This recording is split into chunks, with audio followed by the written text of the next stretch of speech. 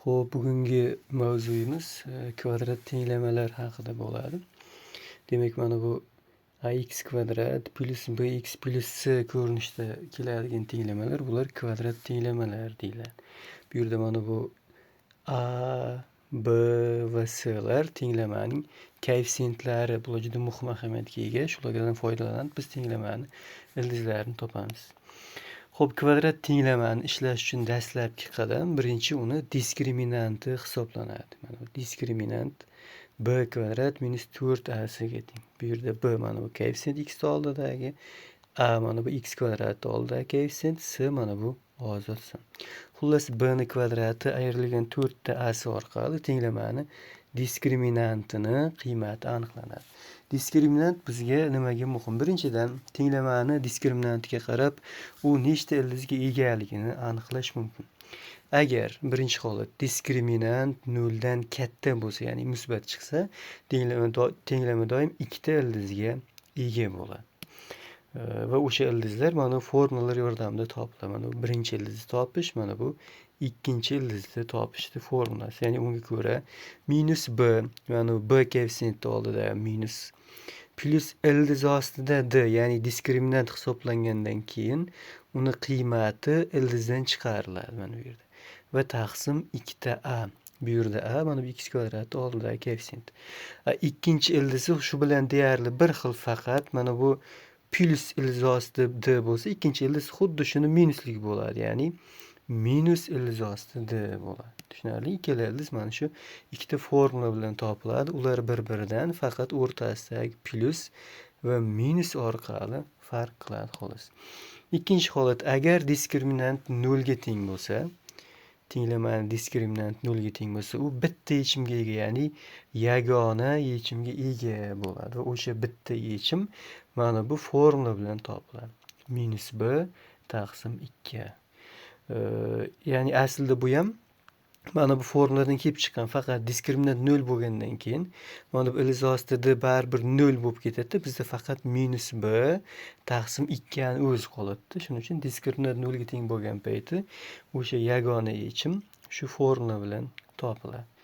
Keyingi holat, diskriminant manfiy ham bo'lishi mumkin. Ya'ni uchinchi holatda agar diskriminant manfiy bo'lsa, u ildizga ega bo'lmaydi. Biz hisoblashni shu yerda to'xtatamiz. Tushunarli? Diskriminant manfiy bo'lib qoldimi, birdaniga tenglama ildizga ega emas degan xulosa qilinadi.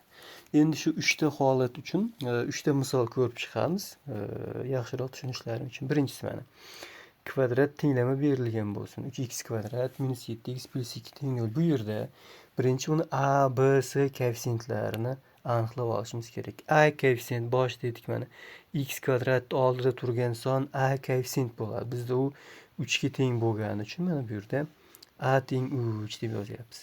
B koeffitsient bu x ni oldida turgan son. Bizda x ni oldida mana minus 7 turgani uchun b koeffitsient minus 7 deb yozilyapti. C koeffitsient mana bu ozod son. Bizda c ni joyida plus 2 turibdi. Shuning uchun mana bu yerga yozdim. Demak, a, b, c koeffitsiyentlarini aniqlab oldik. Ular 3 ga, minus 7 ga va 2 ga teng. Endi uni diskriminantini hisoblaymiz. Mana bu formula yordamida. B kvadrat minus 4ac, b ni joyiga minus 7 ni qo'ydim mana. Minus 4 ko'paygan a ni joyiga mana bu yerga 3 ni yozdim va c ni joyiga mana bu 2 ni yozdik. Va hisoblayapti. Minus 7 ni kvadrati 49, mana bu ko'paytma 24 bo'lyapti.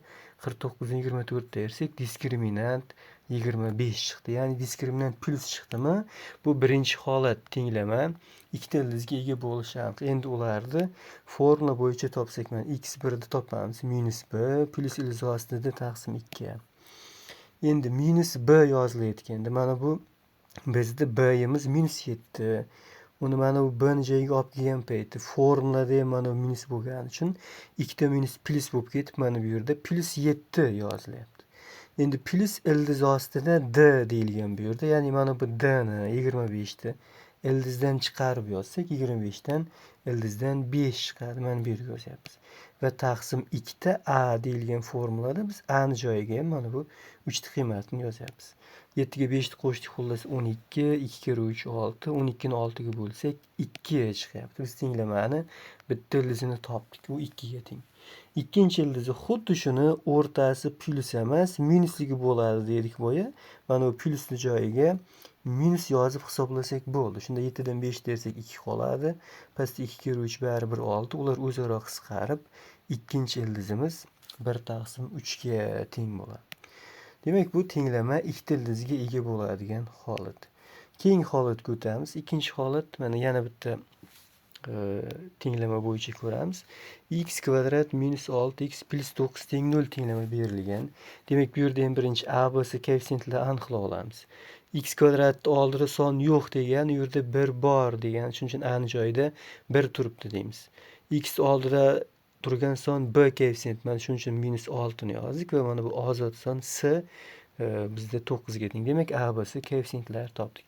Biz yana diskriminant formulasi bo'yicha uni hisoblab oldik. Mana b ni kvadrati minus 4ac minus 6 ni kvadrati 36 bo'ldi. Mana bu ko'paytma ham 36, ayirsak 0 bo'lib qoldi.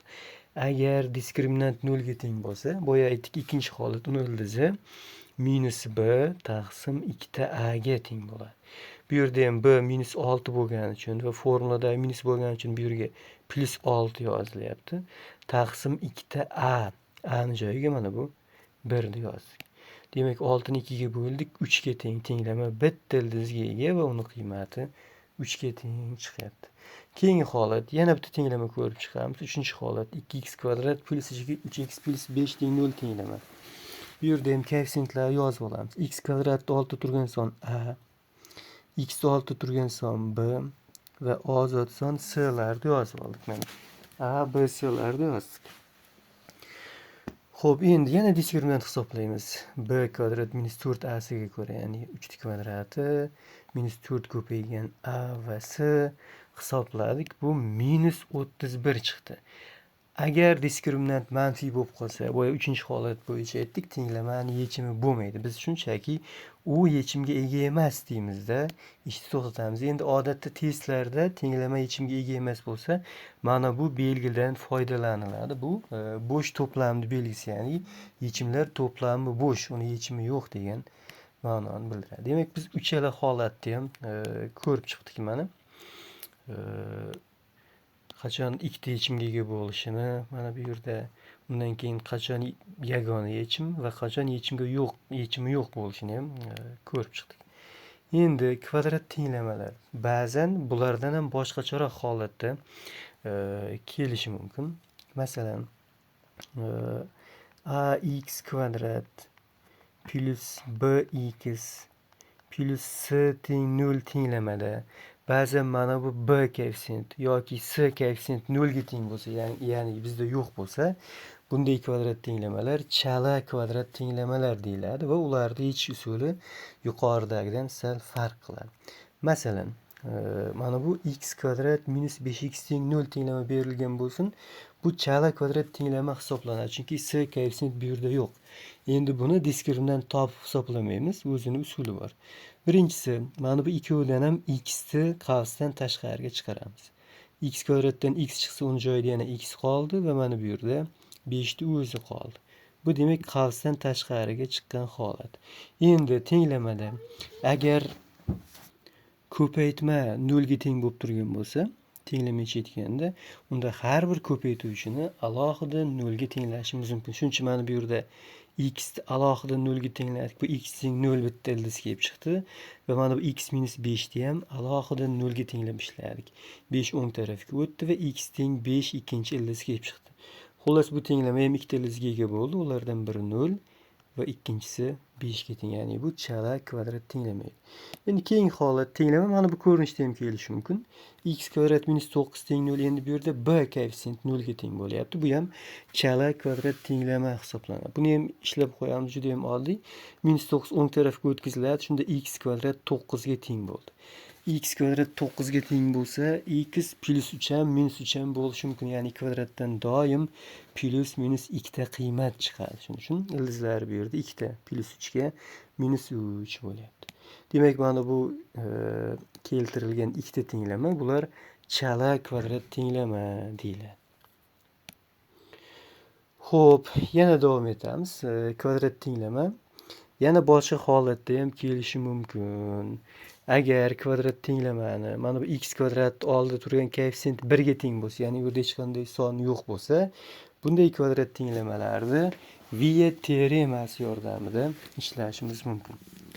Demak, mana bu ko'rinishda x kvadrat plus px plus q teng 0 ko'rinishda tenglama berilgan bo'lsa, Viet teoremasiga ko'ra bu tenglamani ildizlari yig'indisi, ya'ni ikkita ildizning yig'indisi x oldida turgan son koeffitsiyenti minusligiga teng bo'ladi, ya'ni minus p ga. Ildizlar ko'paytmasi bo'lsa, mana bu ozod son, ya'ni q ga teng bo'ladi degan teorema.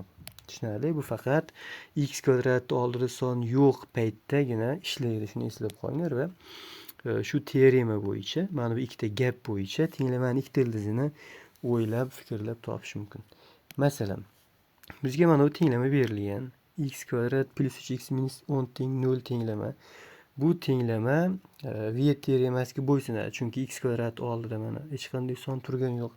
Va Viet teoremasiga ko'ra yozaman. Unga ko'ra ildizlari yig'indisi x oldida turgan sonni minusligiga teng deyilyapti. Shuning uchun men ildizlari yig'indisi bizda x oldida turgan son plus 3 bo'lgani uchun uni minusligiga teng deb minus 3 deb yozdim. Tushunarli? Va ildizlar ko'paytmasi ozod sonni o'ziga teng. Bizda ozod son minus 10 bo'lgani uchun men uni joyiga minus 10 deb yozdim. Yani Viet teoremasiga ko'ra ildizlar yig'indisi minus 3, ildizlar ko'paytmasi ozod sonni o'zi minus 10 ga teng bo'ldi. Endi buni fikrlab, o'ylab topish kerak. Shunda ikkita son o'ylashim kerakki, ularni ko'paytirsam minus 10 chiqsin. Bir-biriga qo'shsam minus 3 chiqishi kerak. Bu yerda faqat fikrlash kerak bo'ladi. Odatda ko'paytmadan foydalanib topish osonroq. Ikkita sonni ko'paytmasi minus 10 bo'lishi kerak bo'lsa, birinchi kallaga keladi 2 kere 5 10 bo'lishi mumkin.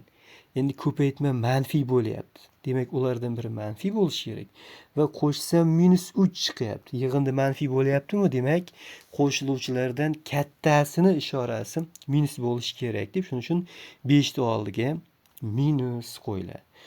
Demak, ildizlardan biri mana 2 ga teng, ikkinchisi minus 5 ga teng va bu ikkita son berilgan shartni qanoatlantiradi. Haqiqatan ham ularni ko'paytirsak minus 10 chiqadi. Haqiqatan ham bir-biriga qo'shsak minus 3 chiqyapti. Demak, biz ildizlarini to'g'ri topdik. Yana bitta misol ko'rib chiqamiz. Mana ikkinchi tenglama. Buni ham Viet teoremasi bo'yicha yozib olaman. Ildizlari yig'indisi x oldida turgan sonni minusligiga teng. Ya'ni x oldida o'zi minus 7 turuvdi. Yana formulada minus bilan endi u plus 7 ga aylanib ketyapti. Va ildizlar ko'paytmasi mana bu ozod sonni o'ziga teng. Shuning uchun men ildizlar ko'paytmasi 12 deb yozdim. Yig'indisi 7 ga, ko'paytmasi 12 ga biz yana fikrlaymiz. Ko'paytmadan foydalanib topish osonroq. Ko'paytmasi 12 ga teng bo'lgan variantlar. Masalan, birinchi 2 kere 6 kelishi mumkin. 12. 3 kere 4 bo'lishi mumkin. 12 va ularni ko'rib chiqamiz. Endi mana bu 2 va 6 degan variant bizga to'g'ri kelmaydi. Chunki 2 ga 6 dan qo'shsak ham, ayirsak ham u baribir bizga 7 ni bermaydi. Shuning uchun biz bu variantdan voz kechamiz. Keyingi variant mana bu 3 bilan 4 bo'lishi mumkin. Tekshirib ko'ramiz. Ko'paytma 3 kere 4 12 bo'lyapti haqiqatan. 3 ga 4 qo'shsak 7 bo'lyapti haqiqatan. Demak, bo'ldi. Biz ildizlarini to'g'ri hisobladik mana. Ildizlar 3 va 4 deb olyapmiz. Chunki ularni ko'paytiruvdik, mana bu 12 ni beryapti. Qo'shuvdik, bizga 7 ni berdi. Tushunarli? Demak, bu kvadrat tenglamani Viet teoremasi yordamida hisoblashdi. Xo'p, endi mavzu asli juda ham katta, kvadrat tenglamalar degan mavzu. Endi qolgan bo'shliqlarni shu mavzuga taalluqli misollarni yechimlarini ko'rish orqali yana to'ldirib olishlaring mumkin.